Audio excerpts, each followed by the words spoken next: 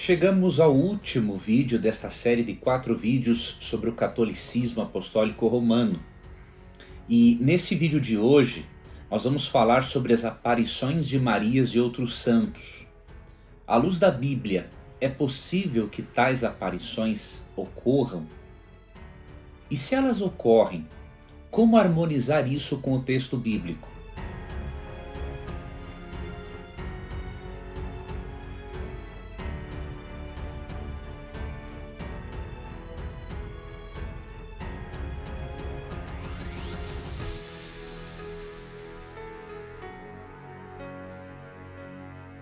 Para nós fazermos esse estudo hoje, eu vou usar esta versão bíblica aqui, católica, né? Essa Bíblia aqui há algum tempo, né? Uma versão muito bonita, né? Da edição Barça. Ela é do ano de 1960. Deixa eu ver aqui, 1969. Essa edição Barça, né? Tradução do padre Antônio Pereira de Figueiredo, com notas e um completo dicionário prático por Monsenhor José Alberto L. de Castro Pinto, que era bispo auxiliar do Rio de Janeiro e ex-professor de Sagrada Escritura no seminário, né, de São José, Arquidiocese de São José, Rio de Janeiro. Então vou usar esta Bíblia, ela é bem grande, muito bonita. Eu ganhei esta Bíblia, eu tenho aqui o nome de Adelaide, irmã Adelaide, e acho que a filha Adeilde Gonçalves, de Pindamonhangaba, São Paulo, né? Faz anos que eu ganhei essa Bíblia delas, né? E que Deus as recompense, né, por esse grande presente. Uma Bíblia muito bonita, muito ilustrada também, não é? E eu vou fazer o estudo com base nesta versão hoje, tá? Antes do estudo, deixa eu dizer para você que nós vamos dividir esse vídeo em duas, não o vídeo em 2 vídeos, mas o vídeo terá 2 partes, o estudo terá 2 partes. Primeiro, nós vamos ver as razões para Maria e os santos não terem aparecido de verdade. E a segunda parte, o que nós podemos e devemos aprender com Maria. Então essas 2 partes essas serão as 2 partes do vídeo. E antes de começar o vídeo, eu queria fazer um pedido para você. Eu já tenho alguns projetos feitos, graças a Deus, alguns cursos, alguns gratuitos, outros não, para os meus alunos. 98% do meu conteúdo, 99% é gratuito. Mas eu estou pensando em desenvolver um outro projeto. E eu queria que você fizesse parte desse projeto. Você me ajudaria a construir um material que fosse de acordo com as suas reais necessidades? Então escreva aqui nos comentários que tipo de material que você gostaria que eu produzisse e que atendesse a reais necessidades suas, em qualquer área da vida. Porque na Bíblia nós encontramos respostas, soluções e conselhos para qualquer área da vida. Então eu gostaria muito que esse produto, esse projeto fosse nosso. Não apenas meu, mas fosse seu também. Então nos comentários eu vou aguardar a sua opinião, os seus conselhos, as suas dicas. Pode ter certeza que vai ter um grande valor para mim. Tá ok? Então vamos para o nosso vídeo de hoje, aparições de Maria e outros santos. Parte desse vídeo, boa parte dele, eu vou basear na Enciclopédia de Apologética de Norman Geisler. É uma enciclopédia da editora Vida Nova. E o verbete é Maria Aparições de, e se encontra na página 543. Outra parte, obviamente, eu elaborei o estudo, mas boa parte desta enciclopédia aqui. Para começar, em 2009, na verdade em 2019, o Correio Brasiliense publicou que centenas de pessoas estavam indo visitar a cidade de Verdelândia, no norte de Minas Gerais, devido a aparições de, entre aspas, Nossa Senhora em uma gruta. E a notícia conta que foi um vaqueiro quem primeiro viu esta aparição. E o que a Bíblia tem a dizer sobre isso? A Bíblia aprova ou ensina que Maria ou outros santos podem aparecer? Vamos ver as razões para ela não ter aparecido, inclusive nesta gruta, em Verdelândia, norte de Minas Gerais. Não quero que você, querido irmão católico, fique chateado, fique bravo comigo. Nós vamos fazer um estudo. Se você não concordar, tudo bem, mas se você deixar que a Bíblia fale ao seu coração, será muito melhor. Mas acompanhe o vídeo até o final, não tem nada de ofensivo. Quando nós questionamos ideias e ao mesmo tempo respeitamos as pessoas, isso não é motivo, né, para ficarmos chateados. Infelizmente há pessoas mal educadas que não sabem discutir ideias, elas atacam pessoas. Com esse tipo de pessoa não vale nem a pena perder o tempo, né? Agora, quando nós não vamos para o âmbito pessoal, mas vamos discutir ideias, isso é uma coisa boa. Isto ou fortalece a nossa fé, porque vemos os erros argumentativos da outra pessoa, ou nos ajuda a reavaliarmos a nossa fé, por percebermos que a argumentação que a outra pessoa apresenta realmente tem base bíblica. Então, por isso que eu creio que esse tipo de debate é saudável, né, quando há o respeito, né, pela fé de cada pessoa. Primeira razão para Maria e os santos não aparecerem é que os mortos estão inconscientes e não podem voltar antes da segunda vinda de Cristo. Esta é uma razão muito forte. Vou ver alguns textos com você. O primeiro, Eclesiastes capítulo 9, versos 5, 6 e 10. Porque os que estão vivos sabem que hão de morrer, porém os mortos não sabem mais nada. Nem dali por diante eles têm alguma recompensa, porque a sua memória ficou entregue ao esquecimento. Também o amor e o ódio e as invejas pereceram juntamente com os mesmos. Nem eles têm parte neste século, nem tampouco em obra alguma que se faz debaixo do sol. O texto é muito claro para o interpretarmos de forma diferente. Salomão diz aqui que os vivos sabem que vão morrer, mas os mortos não sabem mais nada. É dito que a memória deles ficou entregue ao esquecimento e que os mortos não sentem amor, não sentem ódio e não sentem inveja. E que eles não têm parte em coisa alguma do que se faz debaixo do sol. Então eles não podem aparecer. Eles não têm mais contato conosco. Até porque, de acordo com a Bíblia, eles estão inconscientes. Não sentem amor, não sentem ódio. Então, se os mortos estão inconscientes e não têm sentimentos, é óbvio que os santos não podem aparecer. É improvável que sejam realmente os santos, porque aqueles que morreram estão inconscientes e voltarão à vida na segunda vinda de Cristo, como veremos logo mais em outro texto. Alguém pode argumentar, mas Salomão escreveu Eclesiastes numa fase em que ele estava meio negativo em relação à vida, estava questionando certas coisas da vida. Não importa, mesmo que ele esteja escrevendo Eclesiastes de uma perspectiva mais negativa da vida, ele não colocou ali uma mentira doutrinária. E o pai dele, Davi, pensava da mesma forma, né? Olha o que diz aqui o Salmo 6, verso 6, nesta tradução. Nas traduções atuais, no verso 5. Na morte não há quem se lembre de vós. No Sheol, que seria a sepultura, o mundo dos mortos, quem entoa os vossos louvores? Então Davi, ele diz que na morte ninguém se lembra de Deus e que onde eles estão na sepultura, eles não podem entoar louvores a Deus.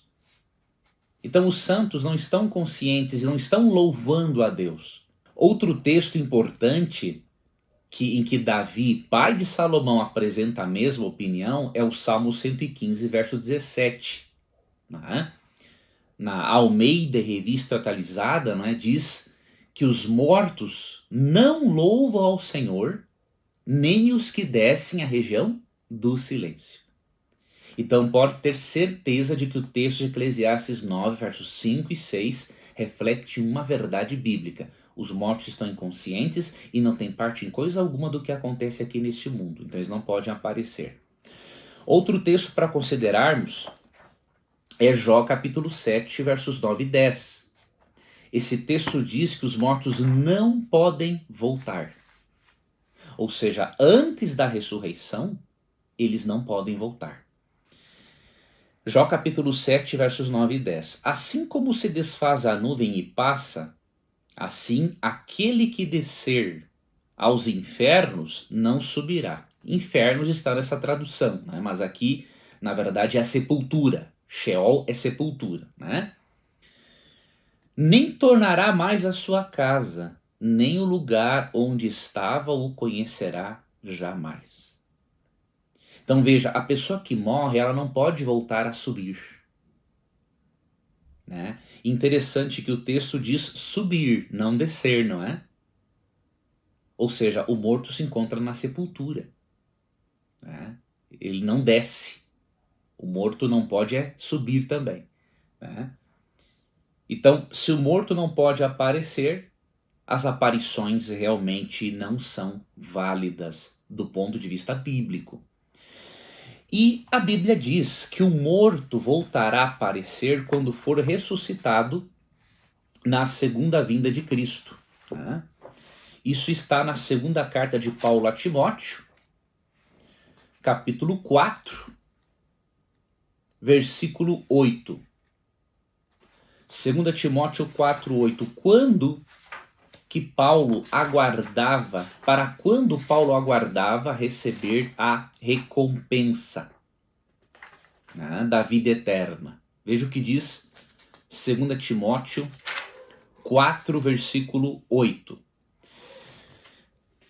Pelo mais, me está reservada a coroa da justiça, que o Senhor justo juiz me dará naquele dia. Vamos ver agora se é no dia da morte ou se é no dia da segunda vinda. E não só a mim, senão também aqueles que amam a sua vinda. Então você percebe, os mortos recebem a recompensa quando Jesus volta. Paulo acreditava que ele receberia a recompensa por ter sido fiel a Cristo na volta de Cristo. Paulo não acreditava que ele receberia uma recompensa logo após a morte, indo para o céu ou para um mundo espiritual. E um outro texto importantíssimo para você considerar acerca deste ponto é Hebreus 11, 39 e 40. Isso aqui é muito importante. Aqui fala da galeria dos heróis da fé. Várias pessoas que poderiam perfeitamente, de acordo com a teologia católica, serem consideradas santas, né? E a Bíblia, falando desses heróis da fé, ela não ensina que eles já estão no céu, mas ensina que eles vão receber a recompensa da vida eterna juntamente com os que estiverem vivos por ocasião da volta de Cristo e receberão a recompensa juntamente com os justos ressuscitados. Isso é bem claro em Hebreus 11, 39 e 40. E todos esses, provados pelo testemunho da fé, ainda, contudo, não receberam a recompensa prometida, que no contexto é até a cidade celestial, não é? Tendo disposto Deus alguma coisa melhor a nosso favor, para que eles, sem nós, não fossem consumados ou aperfeiçoados, de acordo com outras traduções. Então, se os heróis da fé vão receber a recompensa conosco quando Jesus voltar, não há nenhuma razão para crermos que pessoas que morreram foram para o céu, receberam a recompensa e foram canonizadas pela igreja. Não há a mínima possibilidade bíblica para isso. Segundo ponto, pelo qual não devemos, segundo motivo para não crermos nas aparições de Maria e outros santos, Maria jamais declarou que se tornou Deus em carne, digamos assim, ou a mãe de Deus, né? Ela nunca na Bíblia provou isso com milagres. Não vemos na Bíblia Maria realizando nenhum milagre comprovando que ela tivesse certa parte, diríamos assim, na divindade, ou que viesse a ter recebido algo de extraordinário de Deus. Não há milagres de Maria registrados na Bíblia. E seria muito estranho nós crermos na existência de milagres agora, sendo que a Bíblia não registra. Um assunto desse tão importante, né, teria que ser revelado na Bíblia. Deus teria que ter mostrado algum milagre de Maria acontecendo nas Escrituras. Até para fortalecer, não é, os supostos milagres que ocorrem hoje em nome de Maria. Mas não há. Não há nenhum registro disso. Tá? Um outro detalhe que devemos considerar, né, terceiro motivo. De acordo com Norman Geisler, na sua enciclopédia apologética, algumas, né, das principais autoridades católicas romanas rejeitam a autoridade das supostas aparições de Maria. Então, grandes católicos, né, pessoas de grande estudo na própria Igreja Católica, eles não reconhecem, né, a autoridade destas supostas aparições, até porque elas, e veremos depois, contradizem certos aspectos e doutrinas bíblicas. Então, se você analisar, não há um consenso nem mesmo entre os teólogos católicos a respeito, né, acerca desse assunto.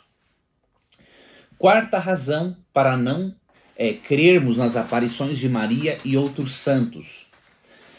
A maior parte dessas aparições é de natureza experiencial ou experimental básica, tá? O que leva a questionamentos sobre a validade de outras afirmações. Então, algumas aparições contradizem afirmações feitas por santos em outras aparições, né? Na melhor das hipóteses, as aparições acabam acrescentando um toque de confusão ao debate doutrinário acerca desse assunto. E o que diz 1 Coríntios 14, 33 e 40? Que Deus é um Deus de ordem e não de confusão, como em todas as igrejas dos santos, né? Na Bíblia, santo é o crente, justificado pela graça e convertido. Então essas aparições que geram confusão doutrinária, né, elas não estão de acordo com o princípio de 1 Coríntios 14, 33 e 40. Deus é um Deus de paz e não de confusão. Deus é um Deus de ordem. Tá? Quinto motivo. Muitas das aparições têm explicações científicas ou são uma espiritualização de fenômenos naturais. Então, por exemplo, uma nuvem aparece na forma de um santo, ou existe um reflexo de uma luz em uma janela. Esses são eventos naturais e não devemos espiritualizar tais eventos. A nuvem assume várias formas, né? Pode assumir uma forma humana, pode assumir a forma de um animal ou qualquer outro objeto da natureza, ou até de um objeto humano, né? Então, são fenômenos, na verdade, naturais, né? Às vezes o reflexo da luz num espelho pode formar uma certa imagem. Então não significa necessariamente que isso seja algo espiritual. Sexta razão para não crermos nas aparições de santos é que algumas aparições, não estou dizendo todas, tá? Algumas aparições apresentam todas as características de alucinações, tá? Então, alguns psiquiatras constataram, né? Isso ocorre obviamente com a minoria, tá? mas alguns constataram que realmente algumas pessoas estavam tendo alucinações. E uma pessoa que tem esquizofrenia, ela pode, na realidade dela, no mundo dela, imaginar-se conversando com o santo. Certa vez eu recebi uma carta de uma senhora que tinha esquizofrenia. Ela tinha certeza de que ela era a esposa de Jesus Cristo e que quando Jesus voltasse eles iriam se casar. Então não adianta você dizer para uma pessoa que tem esquizofrenia: ah, você não é isso, você não viu isso. Ela está vivendo aquela realidade. Ela está numa segunda realidade. Ela não está bem, precisa de tratamento. Mas o que acontece é que há sim certas aparições que têm todas as características de alucinações. Sétima razão para não crermos nas aparições de santos. Alguns eventos, algumas aparições, que fogem de explicações naturais, elas podem ser explicadas como ilusões demoníacas porque contrariam a palavra de Deus. Lembra-se dos textos que eu li inicialmente? De que os mortos estão inconscientes, não sentem amor, não sentem ódio, não podem louvar a Deus, não podem voltar antes da ressurreição e da segunda vinda, não têm parte em coisa alguma do que acontece debaixo do sol. Então, muitas dessas aparições, muitos dos eventos que ocorrem nessas aparições contrariam a palavra. E a Bíblia diz que há dois poderes antagônicos do mundo, Cristo e seus anjos e o diabo e seus anjos. E a Bíblia fala que Satanás, ele pode falsificar milagres e pode realizar sinais e prodígios para afastar as pessoas da palavra de Deus. Então você deve atentar para 2 Coríntios capítulo 11, versos 14 e 15. Olha este aviso de Paulo. E não é de se espantar, porque o mesmo Satanás se transforma em anjo de luz. E não é logo muito, que os seus ministros se transformem como em ministros de justiça, cujo fim será segundo as suas obras. Ele está falando que Satanás tem o poder de se transformar em anjo de luz. E nós sabemos também que os anjos têm o poder da personificação. Tanto que em sessões mediúnicas, quando alguém se comunica, entre aspas, com um morto, esse espírito aparece exatamente na forma da pessoa que morreu, com o mesmo tom de voz e às vezes até com o mesmo cheiro do perfume. Nas experiências de psicografia, é a letra da pessoa que realmente dá para se perceber ali. Então veja, Satanás ele pode se transformar num anjo de luz e ele pode ele pode personificar um santo, uma pessoa que morreu. E aí ele ou seus demônios aparecem para brincar com a fé e a sinceridade das pessoas e acabam, por meio dessas aparições, colocando aos poucos ensinamentos que contrariam a palavra de Deus, para poder prejudicar a vida espiritual dessas pessoas.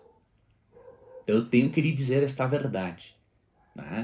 Por trás desses fenômenos sobrenaturais, quando não há explicação natural para eles, Satanás realmente está envolvido.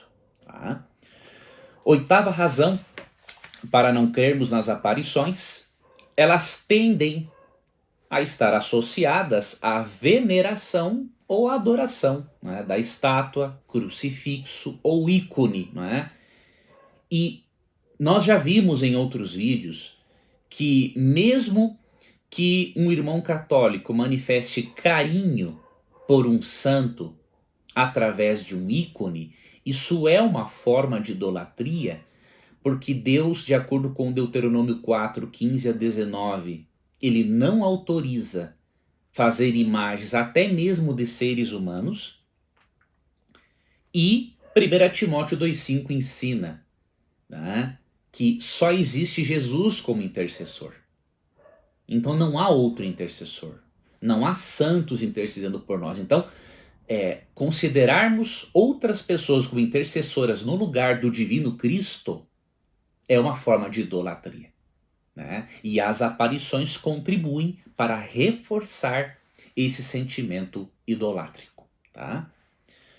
Nona razão, e essa também é muito forte, algumas aparições de santos envolvem comunicação com os mortos. A pessoa fala, né, com um santo que já morreu. E o que a Bíblia fala sobre a comunicação com os mortos? Isso aqui é muito importante. Então você percebe que as aparições acabam contradizendo certas doutrinas bíblicas e que Deus, como não se contradiz, ele não está por trás dessas aparições. Veja o que diz, por exemplo, Deuteronômio capítulo 18, versículo... Vou ler para você a partir do verso 9. Veja uma lista de conselhos que Deus deu para o povo de Israel quando eles entrassem na terra prometida. Quando tiveres entrado na terra que o Senhor teu Deus te há de dar, guarda-te, não queiras imitar as abominações daquelas gentes. Ou seja, as abominações dos pagãos. Quais são essas abominações? Nem se acha entre vós quem pretenda purificar seu filho ou filha, fazendo-o passar pelo fogo, né? Sacrifício infantil. Nem quem consulte adivinhos, ou observe sonhos e agouros, nem quem seja feiticeiro, ou encantador, nem quem consulte pitom ou adivinhos, nem quem indague dos mortos a verdade. Porque todas estas coisas abomina o Senhor, e por semelhantes maldades exterminará ele estes povos à tua entrada. Tu serás perfeito e sem mancha para com o Senhor teu Deus. Então você percebe, entre as práticas que Deus proíbe ao seu povo, está a prática de indagar os mortos acerca da verdade, conversar com eles. Outras traduções, não haja entre você nem quem se comunique com os mortos.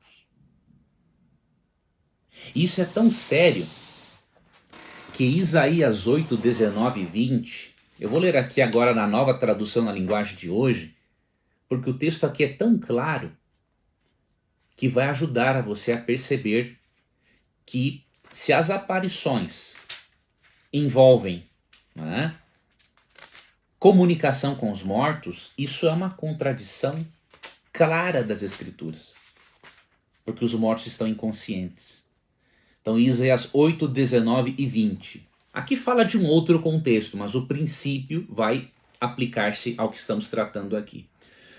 Algumas pessoas vão pedir que vocês consultem os adivinhos e os médiuns que cochicham e falam baixinho. Essas pessoas dirão: precisamos receber mensagens dos espíritos. Precisamos consultar os mortos em favor dos vivos. Mas vocês respondam assim: o que devemos fazer é consultar a lei e os ensinamentos de Deus. O que os médiuns dizem não tem nenhum valor. Então aqui está falando contra a mediunidade, contra o espiritismo, mas uma coisa aqui fica bem clara em relação às aparições de santos, né? Deus não aprova que recebamos mensagens dos mortos. Ao invés de recebermos mensagens dos mortos, Deus quer que recebamos as mensagens da Bíblia. Ao invés de consultarmos mortos, Deus quer que consultemos a Bíblia. E se nós não fizermos isso, não teremos a luz de Deus e de sua palavra. Então esta é uma razão muito forte para não crermos, não aceitarmos as aparições. Estamos aqui terminando, vamos para a 10ª razão. Há ocorrências semelhantes de tais aparições em outras religiões. Por que isso é importante? Se há ocorrências de aparições em outras religiões, as aparições de Maria e outros santos não têm valor apologético. Ou seja, não tem valor para defender a veracidade ou a validade disso, porque outros movimentos também, outros movimentos religiosos têm a mesma coisa. Por exemplo, os budistas têm visões de Buda, os hinduístas de Krishna, e adeptos de outras seitas têm visões também e aparições. E existe um princípio filosófico de que duas coisas contraditórias não podem ser verdadeiras ao mesmo tempo. Então, apologeticamente ou filosoficamente, ou as aparições dos santos está correta, ou as aparições de Buda estão corretas, ou as aparições de Krishna estão corretas. As três não podem ser verdadeiras ao mesmo tempo, porque ambas ensinam coisas totalmente diferentes. Ambas as religiões, ambos os adeptos e figuras, personagens de ambas as religiões pensam totalmente diferente entre vários assuntos. Então não há valor apologético nessas experiências. Ah, mas eu vi. O fato de você ver não significa necessariamente que foi real aquilo que você viu. Especialmente pelo que estamos vendo à luz da Bíblia. Até porque Satanás ele pode e o faz. Ele engana pessoas sinceras para poder introduzir doutrinas que não são da palavra de Deus e prejudicar a vida espiritual delas. Então, se aceitarmos como corretas, como válidas, né, as aparições de Maria e de outros santos, temos que aceitar também como válidas as aparições de Buda, as aparições de Krishna e as aparições de outros seres, outras pessoas que aparecem a adeptos de seitas, né? E a 11ª razão e última, né? Muitas dessas aparições são contraditórias e incoerentes em suas afirmações. E isso jamais ocorreu com Cristo. Cristo nunca foi incoerente e contraditório em suas afirmações. E se você estudar algumas dessas aparições, você vai ver incoerência e contradições. Então essas são 11 razões para nós não crermos na veracidade das aparições de Maria e aparições dos santos. E eu finalizo esse vídeo com a segunda parte, que será bem rápida. O que podemos e devemos aprender com Maria?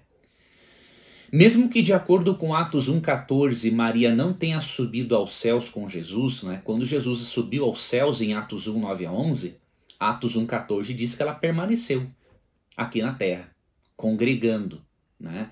Em comunhão religiosa com os apóstolos e os demais. Mas você pode dizer assim, Leandro, mas ela pode ter ido ao céu depois. Pode, mas a Bíblia não relata. E as pessoas que a Bíblia menciona por nome, Moisés, Enoque e Elias que estão no céu, a Bíblia não incentiva a venerarmos a nenhum deles.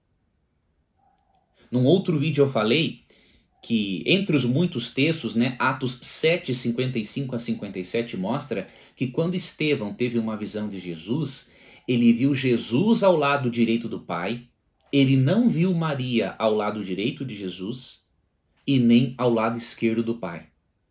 Então, se Maria foi levada ao céu, ela o foi como Enoque, como Moisés.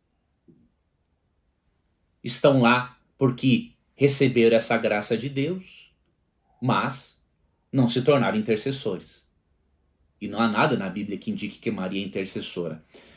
Mas isso não significa que nós não tenhamos primeiramente que respeitar a mãe de Jesus, e isso não significa que não tenhamos coisas a aprender com ela.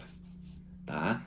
Nós devemos ser contra a mariolatria, mas não podemos ser contra Maria. Né? Não podemos desrespeitar a mãe de Jesus. Ela não é qualquer uma. Né? Ela é bendita entre as mulheres porque Deus escolheu uma menina de cerca de 16 anos para abrigar no seu útero a segunda pessoa da divindade. Então Deus não escolheu por acaso.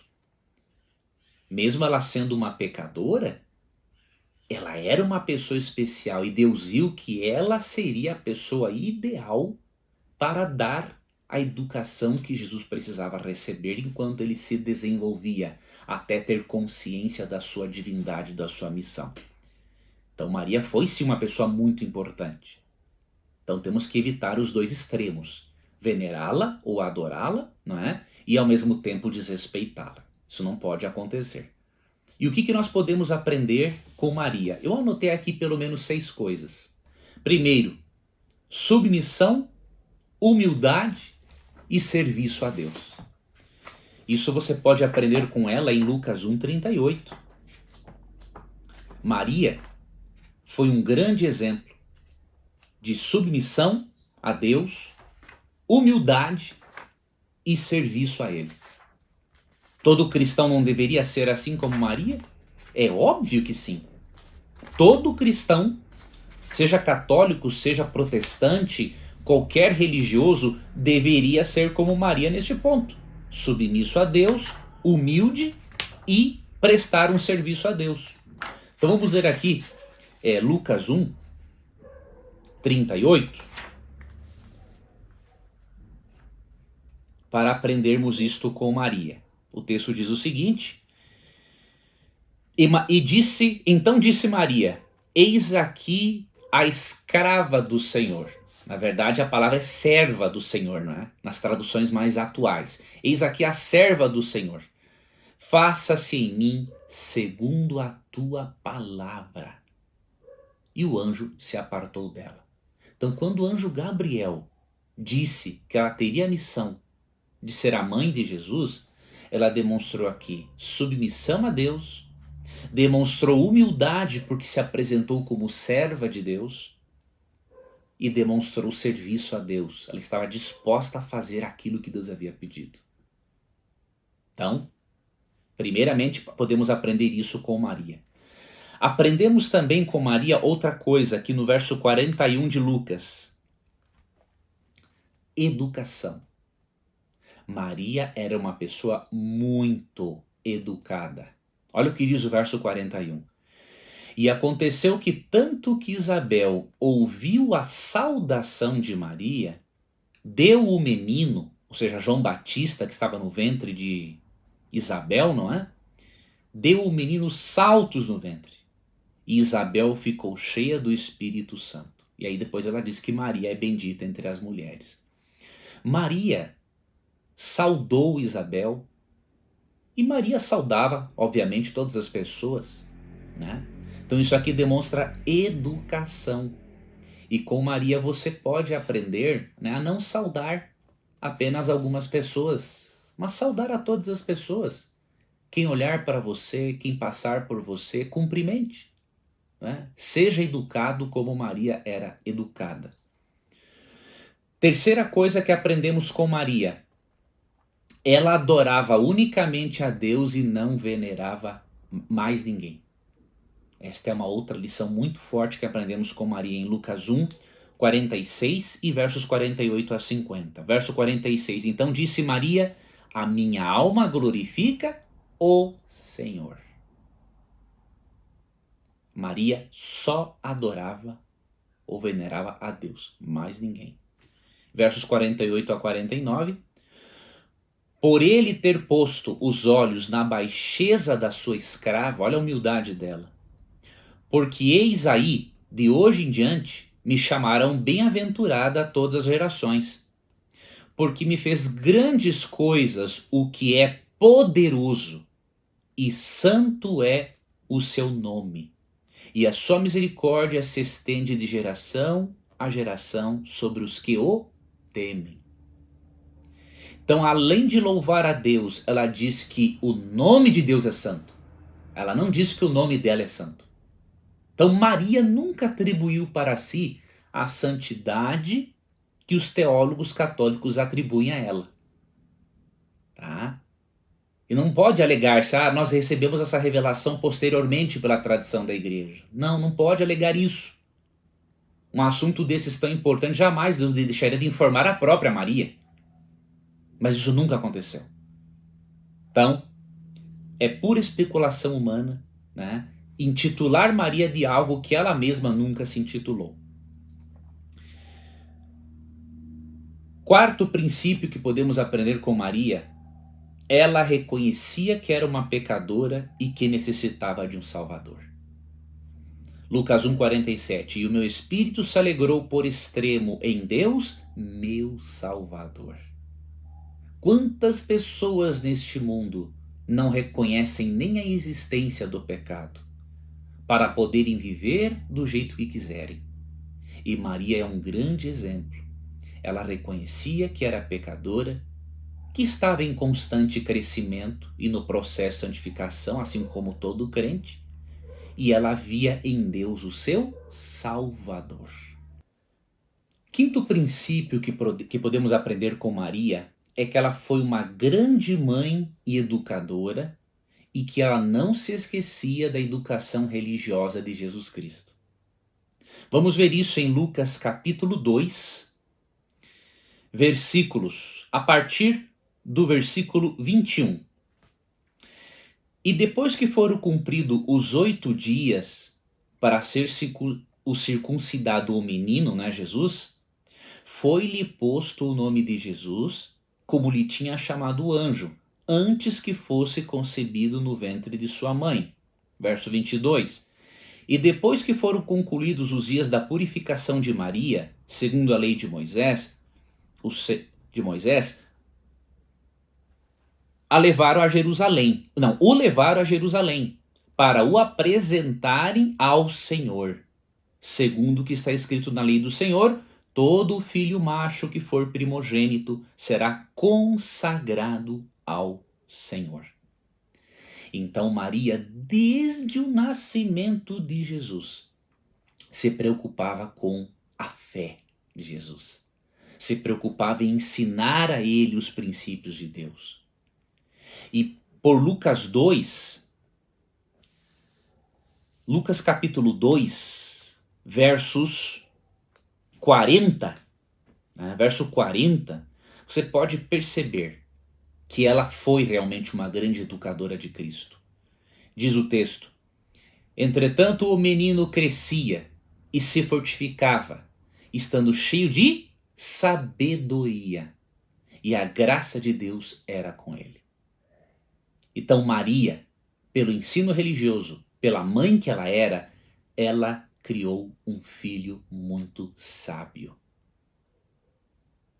Então isto é um exemplo que as mães devem seguir. E o último princípio, último exemplo de Maria, não é? Que nós podemos aprender com ela. Maria, ela direcionava as pessoas a Jesus. Ela incentivava as pessoas a obedecerem a Jesus. Maria não direcionava as pessoas a ela mesma. Ela as direcionava unicamente àquele que poderia salvá-las. E em João 2, verso 5, ela disse, na festa de casamento em Caná, ou nas bodas de Caná, ela disse o seguinte: disse a mãe de Jesus aos que serviam: fazei tudo o que ele vos disser. Maria nos ensinou aqui que nós devemos obedecer a Jesus. E ela deu um grande exemplo, direcionando as pessoas a Jesus e não para ela mesma. Eu espero que você reflita nesses textos bíblicos, nestas razões. E eu desejo, meu querido irmão católico, apostólico romano, que Deus continue a guiar a sua vida, que Ele continue a recompensar a sua devoção sincera. Mas eu também desejo que, ao você perceber na palavra de Deus que ela ensina coisas diferentes daquilo que você aprendeu com a tradição da igreja, eu também desejo que você obedeça à palavra de Deus. Eu sei que não é fácil nós termos uma educação religiosa, uma cultura religiosa e de repente termos de mudar certas crenças. Eu sei que não é fácil, mas converse com Deus a respeito. Fale com Jesus, ore ao Espírito Santo e Deus vai ajudar a você a ter a mente cada vez mais iluminada pela verdade das Escrituras. E a você, querido protestante, espero que esses textos, esses argumentos lhe ajudem a ensinar a verdade bíblica aos irmãos católicos, com respeito a eles, com respeito à igreja deles e com respeito a Maria. Afinal, mesmo não devendo adorá-la ou venerá-la, Maria foi um grande exemplo para qualquer cristão, para qualquer pessoa. Receba o meu carinho, receba o meu abraço e nos vemos num próximo estudo.